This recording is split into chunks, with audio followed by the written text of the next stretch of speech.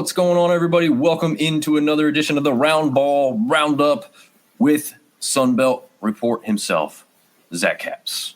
How we doing, man? Yeah, I mean, pretty good. Not too much to talk about this week because we usually take like every other week, so we got a bunch to talk about. But we got like 2 games to talk about today. So yeah, not a ton, but definitely a few surprises as we went through the week. We know the most obvious one, and we'll get to that in a minute. Shout out to our sponsors real quick: W Energy, Fanplex Graphics, TSN Off-Road, and as always, Dano's Seasoning as well. We're going to keep it a little bit short and sweet tonight because we want people to be able to take this in and listen to this before the weekend matchups on Saturday, so people can kind of quick listen, a little shorter than usual. We'll still kind of hit some of the same points, just not spend as much time on it. It gotten warmer down there where you are too, Zach, right? I mean, we're up here in the 60s, in the Triangle area. Is it even warmer down there? Yeah, it was. I think that the high for today is 78 or 73. Wow. 73. That's still crazy. It was. I woke up at 9 o'clock and it was already like 65 degrees outside. Everybody wearing shorts and short sleeves to class again? Yeah. Well, I mean, the morning was still a little chilly just because of the wind, but middle of the day it was really nice outside with the sun out and everything. Nice. Not windy at all down there? Well, I guess it's almost windy, huh? I mean, not really. Like, obviously, when you get closer to the beach, it gets really windy. But, I mean, Conway's a good 20 miles away from the beach, so it's not, like, terribly windy. Nice. All right. Yeah, I mean, I've been there once, so I guess I don't have the most experience. But I always, just like everybody, I think, kind of eclipse Myrtle Beach and Conway into one thing. And it's just easier just to say Myrtle Beach. Like, someone asked, like, someone asked me where's Coastal at, I'd just say Myrtle Beach because they're never going to know what Conway is. True. It's a good point. I mean, I know people pick on Conway a little bit because not necessarily Conway, but Coastal because it's not at Myrtle Beach or in Myrtle Beach technically. But I actually, when I've driven through, I like the little small town feel of Conway. So it's kind of not even in Conway either.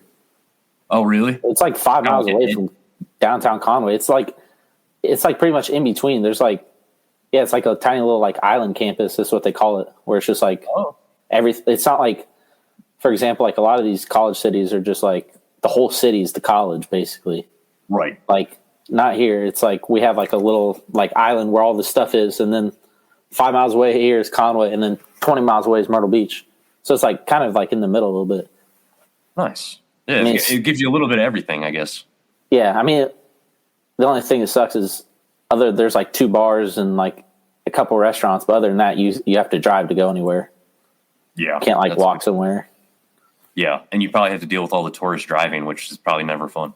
Oh yeah, 501 is terrible.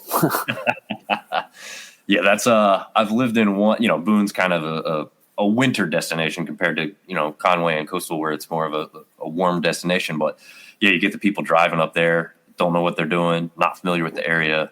I mean, a lot of people that probably listen to this show are in those same types of places, and even with just all the people just moving here in general, and then you add on top tourists, it's terrible. The traffic. It's not getting any better. No, it's just only getting worse. Yep, sure is. We'll get over to the graphic side of thing. Nothing real fancy this week. A couple surprises, but I kind of went with a cluster in the middle. We'll get over to the standings here quickly because we've got a lot of movement. And as you'll see, if you're looking at this compared to what you're seeing on the Sunbelt website, on ESPN, I believe, okay, so I will kind of reference the fact that I have tried to go with what I perceive to be the correct tiebreakers procedure-wise, so they will not match up, especially the ESPN one, will not match up with what you're seeing on screen now, because I believe, for the most part, there may be some toss-ups in there, especially when the teams haven't played each other. For instance, App State and Marshall, they have yet to play, so their 6-4 record that has them tied. You have to pull out like the third and fourth tie breaks to figure out who really should be above or below each other. So take it with a little bit of a grain of salt because I'm not probably the best expert, but I have taken my best stab at it. All right, that's a wordy explanation on the standings so far, but Zach, the team that we kind of assumed to be on top all season is back in probably their rightful home at this point, right?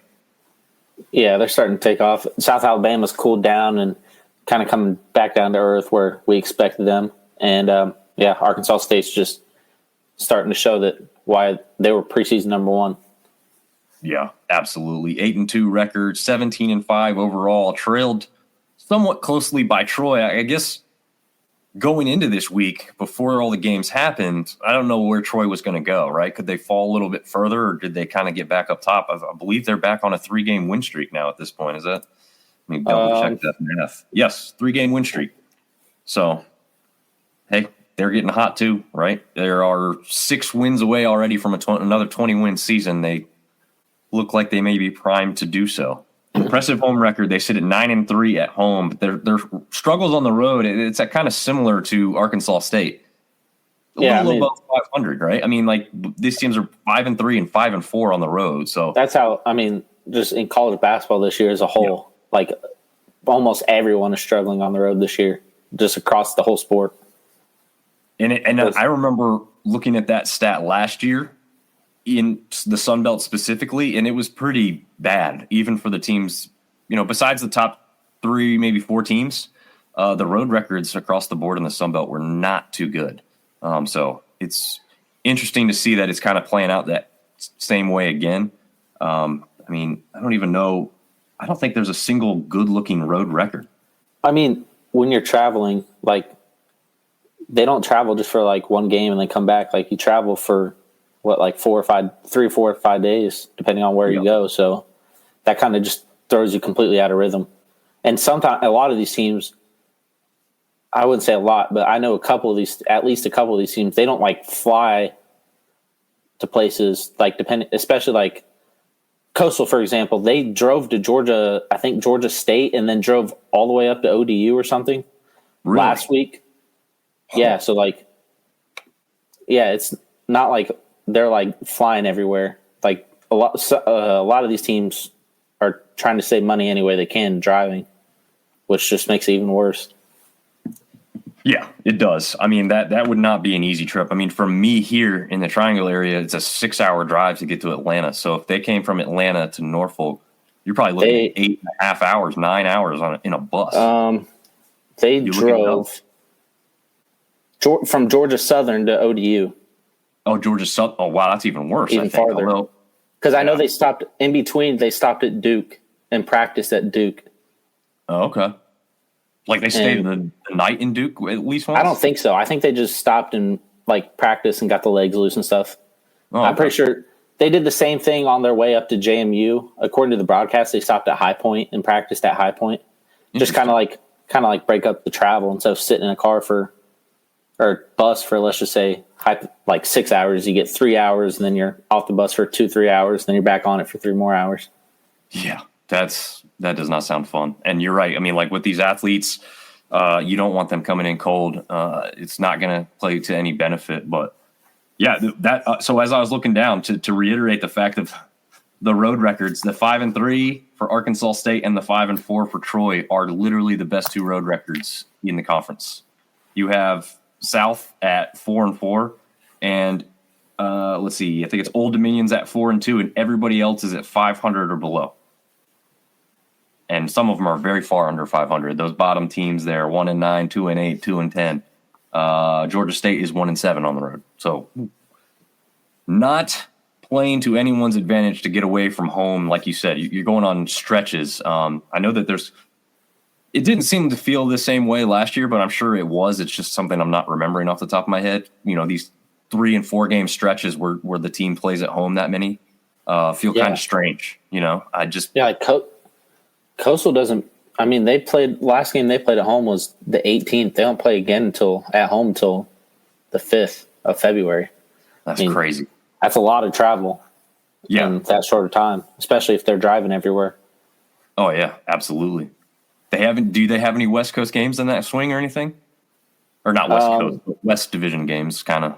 No, they went. So the last game was at home against Marshall, and then they went Georgia Southern, ODU, JMU, and Marshall again. Okay.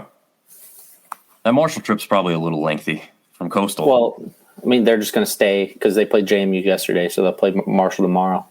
That's a good point. Yeah, they don't have to go all the way back and then all the way around. So smart move on their part. All right, so we've really not talked specifically besides Arkansas State and Troy. So we'll get into the 5 teams that are tied with 6-4 records. And again, grain of salt here, but I believe roughly at this point I've got this correct that ODU would claim the 3rd spot, South Alabama the 4th, App State after them, James Madison, and then Marshall.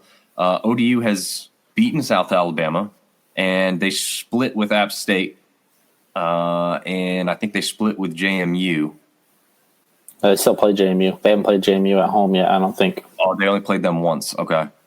Yeah, see, that's where it's tricky, man. There's just when it's like 2 teams and you got to split it up, it's pretty easy, right? Mostly head-to-head, and then I usually think the next tiebreaker is the obvious first tiebreaker is the record. Second tiebreaker is head-to-head. I think the 3rd tiebreaker is your win-loss record against the best team in the conference as it sits at that moment. So that would be obviously Arkansas State, Troy, and then all these teams that are tied. So it's really hard because a couple of them, like I said, App State and Marshall have yet to play each other. App State has beaten JMU twice. So they definitely hold that tiebreaker over JMU in that regard. But, then JMU beats ODU, so you would think JMU should be above them, but you can't. I don't. Yeah, it's just a mess. It's a jumbled mess. But I did take my best stab at it to give us some sort of accurate picture as it currently stands. But most of those overall records look pretty good out there to the side, right? You've got 14-8 for South. App is at 12-9. JMU 13-9. Marshall at 13-10. The one that's an outlier is ODU, who's kind of gone on that good run, had a couple games not go their way, and then jump back up with that victory over App State. But their overall record sits at just 10-12. The only really outlier there, it's Texas State over here on the other side of the standings, as we have it pictured here, specifically sits at 5-5, but they're 12-10 overall. It seems like they should be more over to that left side with those other top teams with the overall. But that's why conference games are so important, right, Zach? Yeah, and I have a question for you. Out of all those 6-4 teams, who do you think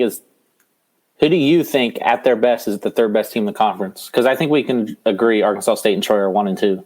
Yes, I would definitely say that. Who do you think out of those 6-4 teams, if they all played their best, who do you think is the true 3rd best team? If they all played their best, man. I am wearing the black and gold colors, and when App State has looked good, I do believe that they look pretty good. But ODU went in there and beat them, and they were shorthanded, right? They had like a very short bench. They had a couple guys sick. I think they had at least one injury as well. South played a feisty, scrappy ULM team. I honestly might favor, because of the makeup of the team, I might favor Marshall, which is funny because they're technically showing as last in this picture here. But I kind of like the makeup of the bigs, the shooters, what they could be capable of, and kind of more maybe a consistent look where App State's kind of been hot and cold. Same thing with ODU, right? They've been really hot, and then they've been kind of cooler on some games. And South's cool right now. Let's reverse that question to you, too. And James Madison, you can't forget JMU. The pedigree is there. You've got the newer head coach. You're going to have some learning things with a new coaching staff and maybe a new system, a lot of new players. So I don't think you could count them out. Well, what are your thoughts on that? I think I'll take App State, because I think at their best, I think they're going to have the 2 best players on the court in pretty much any game with Tate and Huntley. Because especially if Huntley, with that stretch he had where he was just knocking down threes left and right. Yeah. And then we obviously know what Tate can do, scoring the ball, but he's been a really good facilitator too this year. So pretty much against anyone they play, other than probably Troy and Arkansas State, they're going to have 2 best players on the court. So I think at their best, they're probably the 3rd best team. But I think I like JMU too, even though they were pretty. They got a win last night against Coastal, but they were pretty ugly. But yeah, that was a little closer than I would have thought going in. They have 3. They have 3 guards: Lindsey, Freeman, and Brown. who any three of those can take over a game at any point in time just because they're that good. So, Yeah. I mean, that's a team to look out for too, I think. But like I said, it was pretty ugly last night, even though they got a win. Right. Yeah, and I mean, I like Obina Chili Killen. Like, I like his game. I like where he's been for Marshall. I just had a couple weird games, but I like the makeup of that team. But yeah, I mean, if App State could get like one more player to be a little bit more consistent, because they've had like Threadgill step up and have a good game, then he kind of disappears, and Bobrin will come up and have a good game. But if they could get a third guy in there that's consistently double digits, grabbing a good amount of rebounds, I think they could be up there to the top right quickly. I mean, they could have had that game against ODU. They did not perform very well down the stretch when it mattered to get back in there and take over control. They were in control early. They were up like double digits very, very early in the game. Let ODU storm back, and then after that, it was just back and forth, and ODU beat them to the punch a couple times at the very end. Some sloppy play, some missed free throws by App. Makes you pay. And now you see how important that game was too, right? When App drops that game, you're like, man, that was a really bad loss, right? Because ODU's shorthanded, you're playing at home, and then you've got some stuff that went your way the rest of the week. And now if you're looking at being tied with Troy up there for second place instead of in this jumbled mess at 6-4 with everybody else, that could have been a huge game for them. And, they let it slip away. So that was an interesting one. But, that was a great question, man. Thanks for asking that, because that is tough. I really, after Saturday's games, I feel like I probably give you a different answer than what we just got. But what do you think about these two teams tied at 5-5 who just played head-to-head recently here with the Cajuns and Texas State going up against one another? I mean, I like Texas State. Like I said, I saw them in person a bunch at the Myrtle Beach Invitational, and I thought they looked really good. But, I mean, they've just had injuries all year long. Like, there's always, like, at least one person out every single game. Yeah. So that's tough. And then Louisiana, I mean, Derek Zimmerman's doing his best to try to say, like, he deserves a job or at least a look with him being the interim. So that's an interesting storyline to watch forward going into the offseason. Yeah, no doubt about it. Again, what we talked about with the overall records, Texas State should be well above Louisiana when you look at the overalls with 12-10 overall versus 7-15, but Louisiana technically above them with, I think, the head-to-head is actually tied, right? I think they split already. I think they've played each other twice, right? Try to check.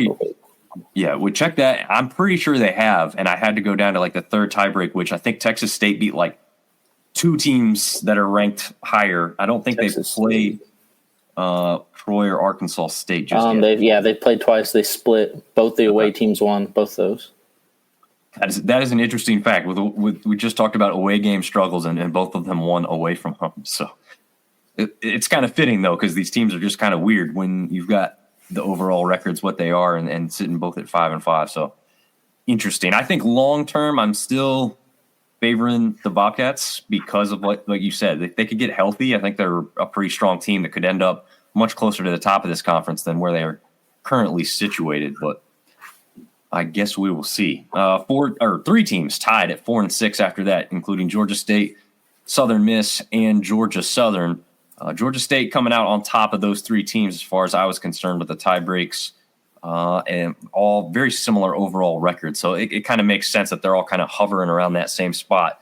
I'll flip the question you asked me for the bigger 6-4 tied records, and now we got the 4-6. So out of these three teams, is there one that you think could go on a run and get back up closer to the top, or you think these all kind of stay in this area? You don't think they're strong enough to kind of make any kind of jump up?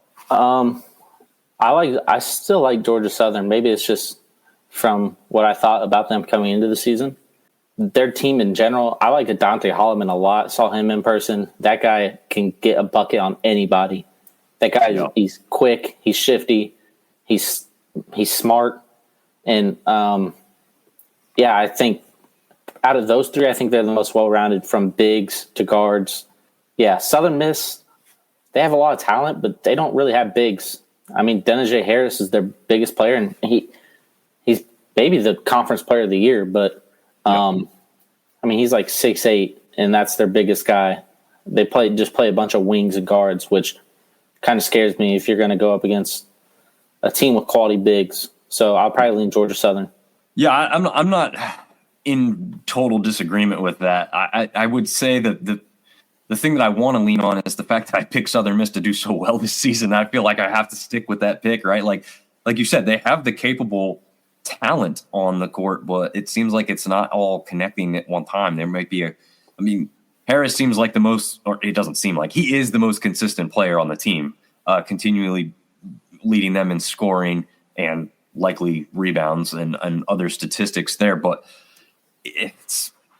I just don't understand how some of these other guys have like a good game here and there, but they can't stay a little bit more consistent to kind of give them that more well-rounded look and be a little bit more competitive in some of these matchups that they've been in. So Georgia State is really streaky too. If they get hot, we saw it last night. Yeah, they can beat anybody if they get hot, but it's just they're super streaky. Yeah, and if you look at their home and away record, it's just crazy. Like they're 6-6 at home, so even their home record not great, and they're 1-7 on the road, and they're still sitting here at 4-6, which is 2 games back of that jumbled mess that's kind of in the middle, I guess you could say there. It's just a strange way to look at it when you look at those breakdowns, but then you see them not at the total bottom of this thing. So very interesting. ULM 2-8, Coastal 1-9. What do you have to say about those two teams? I mean, I guess obviously we're talking about ULM a little bit more with what they've just done to South Alabama over these past 2 games. Is that the corner? Have they flipped it? Have they rounded into form and they're going to be a lot more competitive the rest of the way? Or you think that's kind of fluky and just, a bad matchup for South Alabama? I mean, I didn't watch either of the games. I saw the end of the first one, I think, a little bit, but I didn't watch either of them, so I can't really say much. But I think they might have just caught South Alabama sleeping. Like when you come into these games and you see a team with ULM's record and how they played all year, you kind of just take it for granted. And I don't think they're up to par. Maybe they just have their numbers. Maybe it's just how the matchup goes. Like maybe they just match up really well against a team like South Alabama. I can't say for 100% if they've fully turned the corner or not. Yeah, so just going back through some of their losses before this little win streak, and it's only 2 games, so it's not like they're not on a 4 or 5 game streak. I'm not saying they're all of a sudden going to be battling for the top spot. But if you look back, a 5-point loss to ODU, who's obviously up there towards the top right now, an 8-point loss to Georgia Southern. They got beat by Coastal pretty badly. That was a 70-51, so that's kind of a surprising loss if you think that they're competitive in some of these other matchups. Close loss to Louisiana, and then they played Louisiana twice already, both relatively close losses. App State was a battle. I watched that one specifically. I thought App very well could lose that game. That game, App State shot better from 3 than they did from the floor. I don't know if I've ever really remember seeing something like that before. I thought it was kind of crazy, especially because that game previously App State shot terribly from 3. But yeah, against South Alabama, I watched the first game and didn't watch last night. We were doing that live show. If you haven't checked that out, by the way, it's a really interesting thing. Yes, when you look at it from the outside, it's about a mascot, but it's so much more than that. So be sure to check that out if you haven't tuned into that one. But yeah, that matchup, that first one with South Alabama it did not look like South Alabama was ever like that much better of a team, right? Like, and I don't know, like you said, is that an X's and O's thing when you break it down? Someone that's, more of an expert on looking at things that way in the basketball sense says like, oh, specifically, this guy's never going to match up well against the way that this person plays the game or whatnot. I'm not an analytical person when it comes to basketball to diagnose that and give you guys a good answer on that. But yeah, it was tightly competitive throughout, and ULM looked like the better team down the stretch. And it sounds like last night's game was somewhat similar, a little bit closer, obviously. But yeah, I mean, it'd be interesting to see if they can keep going on a run. That their matchups coming up are not necessarily easy, but it's not the hardest road. They travel to Troy this weekend. We'll get into these weekend matchups next. And then they play Georgia State, Texas State, Southern Miss, Texas State again. And then they have a little bit of a murderer's road to end the season because they go to Arkansas State, James Madison, and then Arkansas State at home. So they need to go on the run now in case they can't beat Arkansas State at the end, because I think that one's going to be very, very difficult for them to overcome. And anything you want to say specifically on Coastal before we move on to some of the weekend matchups here? I found this stat, or I didn't find it. I was looking at it. Coastal is. Can you try to guess their record when they hold teams under 70 versus when the other team scores 70 plus? Ooh, I won't cheat. I won't pull up their record over here because I can do that. Well, they're 8-14, but. Well, but I mean they're game by game. Okay. Geez. They're holding the opponent to under 70. Is that what the stat was? Yeah. I mean, either way, or if the other team scores more than 70. Oh, I got you. I'm guessing if they're holding the opponent under 70, they have a pretty good record. They're 8-2 if the opponent scores under 70 points. If they score 70, the other team scores 70 plus, they're 0-12. Wow. That's crazy. I mean, obviously, like mathematically, it just makes sense, but the fact that it's so heavily tilted in either direction there is. I mean, that's why last night's game was close, because they kept JMU in a low scoring game. Yeah, they make it dirty. That's what they want to do. Yeah, that's a crazy stat. Thanks for finding that. That's one of those ones that's just like kind of crazy to think about here. Yeah, they're best when they keep the game, because they don't have enough offensive firepower to keep up with teams. So they have to dirty it up and make it ugly. Yeah, it kind of makes sense though, because you always hear that rhetoric: defense wins championships. I mean, at the beginning of the season, they were doing that like really well. Yeah. And they've kind of gotten away from that in conference play. That's why they're 1-9, because they haven't won a game when the other team scores more than 70. Makes sense. That's crazy, though. I mean, the fact that it's kind of like a fine line there at 70 points. That's nuts. Thanks for that good little tidbit there, man. And we'll go now to kind of the weekend matchups. Again, big games on Saturday, kind of across the board here. Quite a few really good matchups. And even if they aren't record versus record amazing, it's somebody who might be hot at the same time, specifically that one in the middle there that we'll get to in a second. But first off, to kick it off, 1 p.m. tip, 12 Central Time on ESPN Plus. We've got Georgia State. I believe I got these right. Heading to App State, right? Is that what? I think the right is at home. Okay. Yes, that's right. Just wanted to make sure I put them in the right spot, so I had to now check back over there. App State. I mean, like you said, Huntley and Tate can take over a game and win it, but as you just mentioned, Georgia State can be a little streaky. But App's playing back at home now. I don't know. I guess they just dropped that game at home against ODU, though. So you favoring anybody real heavily here? You think this is going to be a tight contest? I think it can be a tight game, but I'll lean App State at home, a bounce-back game for the Mountaineers. I'm going to do the same. I think that Kearns so far in his tenure, it seems, has responded pretty well to losses, gotten his team to get riled back up and not drop too many in a row. And they're going to honestly look at these standings and look at these records and realize we can't let another one slip away, because we got some help that we needed to stay kind of where we're at in the standings. So I don't think you can get away with that too many more times, though. So I'll lead App State back at home in that one as well. ODU, back to the Royal rivalry. ODU travels to JMU, 4 p.m. Eastern, 3 Central Time, ESPN Plus. Is it payback time for the Monarchs? They continue a roll after that win over App State, or JMU get the better of them a second time this season? I'll lean JMU in this one. Like I said, tough game, but they're going to be up for this big rivalry. And ODU is traveling from App State, so that'll put a little bit of mileage on their legs. So I'll lean JMU again. I am going to lean JMU, a little bit different of a reason, but kind of similar in some regard. ODU's kind of weakened right now, right? We've got some guys out with sicknesses and injuries. They weren't 100% against App. They did battle and win that game. I'm not sure how many more times you can kind of do that before you can replenish that roster, right? I don't think you can continue playing with very minimal bench in this league, not right now anyway.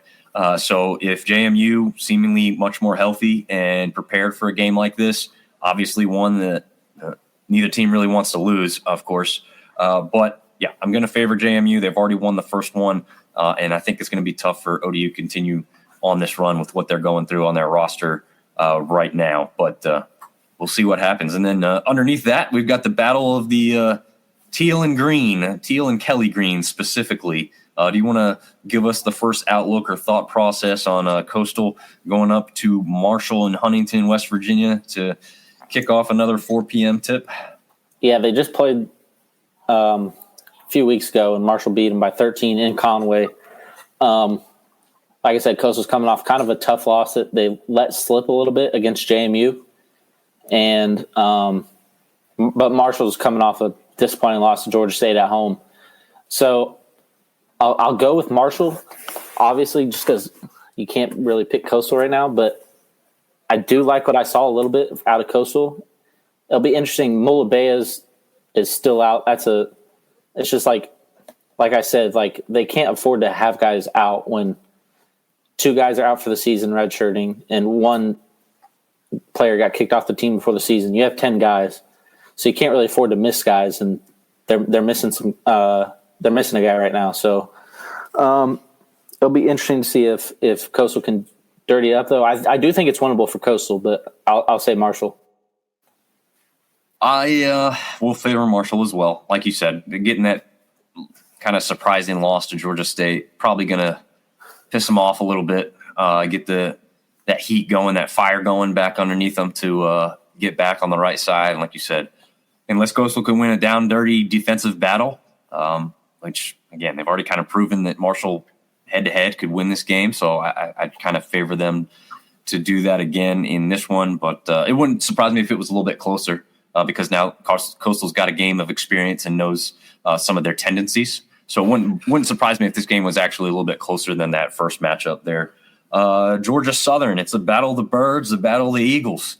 Georgia Southern travels to Hattiesburg to play Southern Miss. This one a 4:30 tip, 3:30 Central Time on ESPN Plus. These two teams, we say, we're tied there at the 4-6 mark. So who gets the jump? Who ends up on top of who in the standings in this one? I'll go with Georgia. I'll go with Southern Miss. Just being at home, we've kind of documented the struggles of away teams, and Southern Miss had a good first half against Arkansas State, kind of just let it go in the second half. But yeah, I think mainly just because they're at home. And I think, like we said, we documented the struggles of away teams and Southern Miss. I don't know what the crowd's going to be like, but that can be a tough environment to go into as well.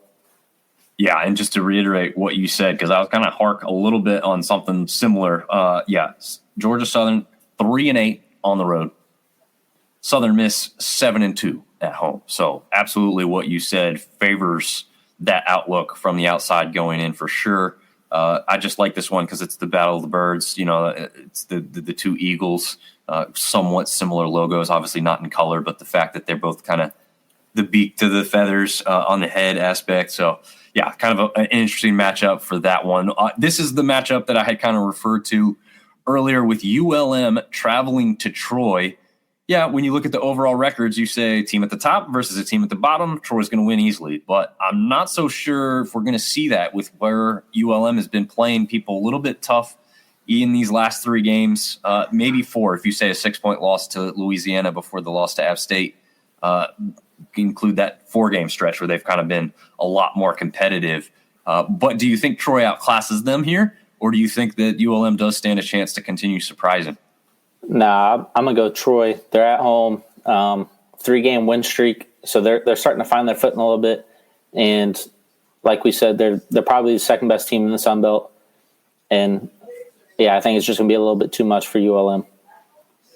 Yeah, I agree with you. I think the streak ends just like you said, and we've talked about 2-8 on the road for ULM. So a big time struggle. Now it won't surprise me to see this be a little close, though.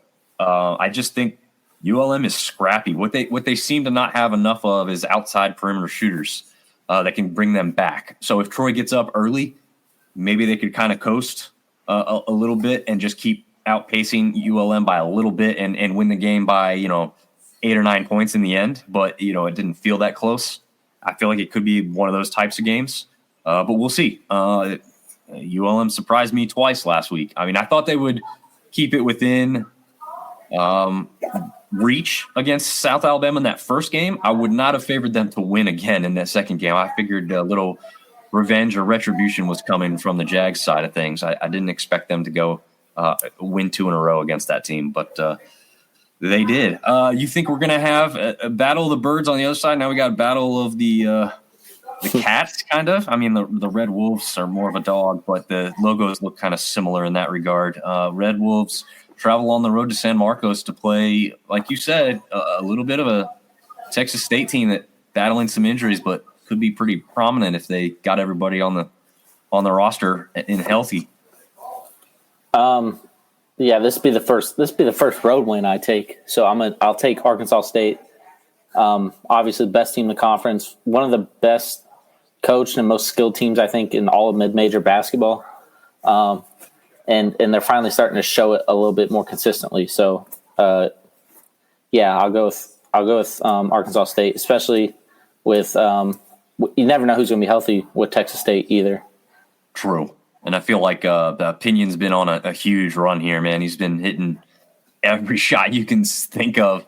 He has not really cooled down. So if he's shooting good, yeah, I agree with you. Arkansas State takes this one. Yet again, to me, this is one of those ones, though, that like the Vegas odd books may have it like a double-digit spread. I'm not sure. I haven't looked at that. It wouldn't surprise me if they did.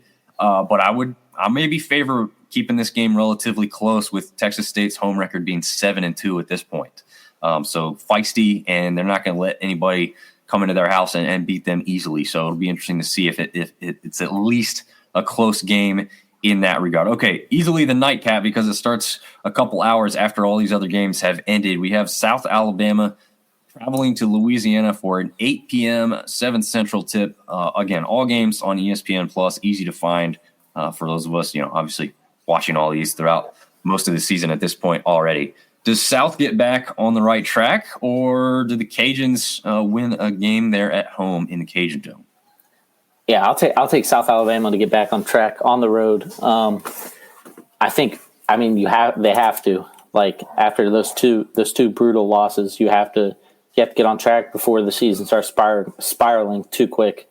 And this is a good opponent, but it's not like the toughest opponent. They're not going into Arkansas State, or they're not going into like JMU or App State or anything. So this is a very winnable game for them, and I do think they get back on track just because I think they have to.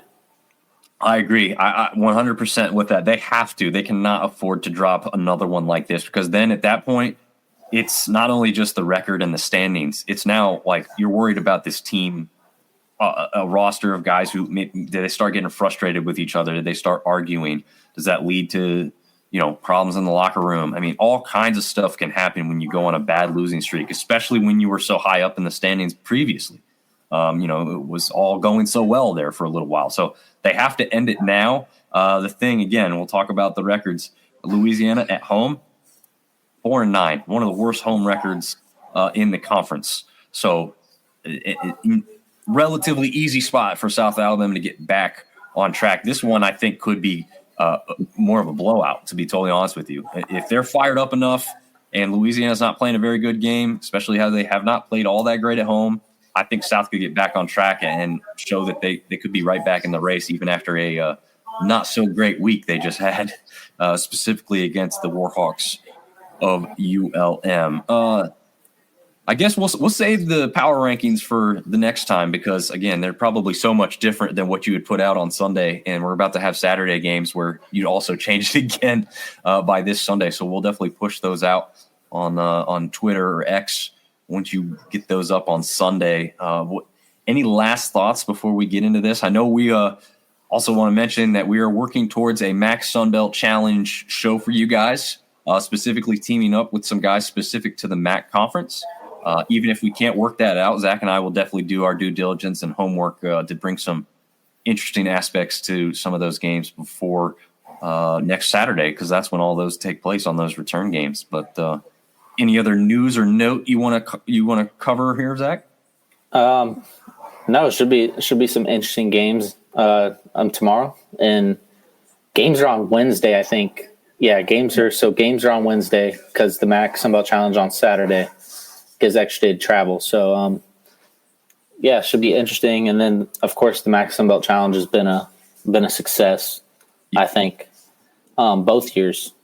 Not just because the Sunbelt's winning a lot, but I think it's just good comparable competition for both leagues. So that should be fun as well.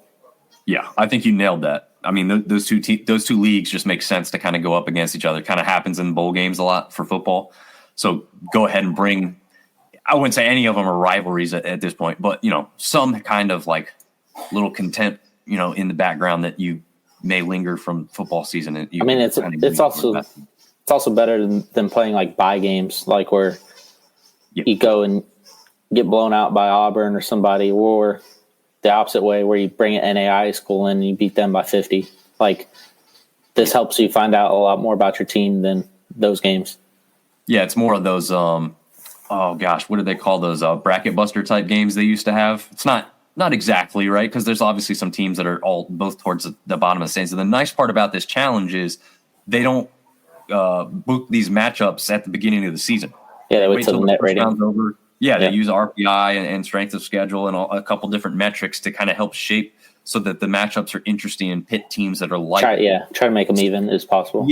Yeah. So it makes it a really cool aspect that you don't really get in football, right? But basketball can kind of make those changes a little bit closer with the ease of scheduling, I guess you could say, because when the games are going to happen, you just don't know necessarily who it's going to be until a little bit closer to time. But be sure to tune that. We're earmarking that one for a Thursday show, live Thursday show, as best we can do for you next week. But again, no matter what ends up working out, at the very least, Zach and I will bring you previews for those Saturday matchups. And we appreciate everybody tuning in, and we will catch you guys next week.